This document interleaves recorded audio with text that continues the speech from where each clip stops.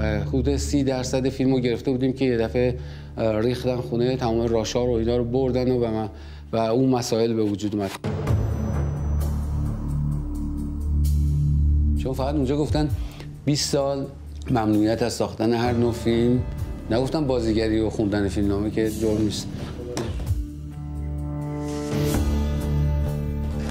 تصور کنیم که این فرشه خونه اون دختر است، پیرزنه وارد میشه، از این پله ها پشت دوربین اینجاست، صدای تلفن میاد، با اینکه ناراحت است.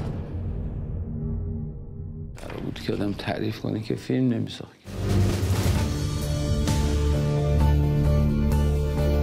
توی اون لوکیشنی که حالا من 4 تا خط کشیدم، چی رو میتونم بافم؟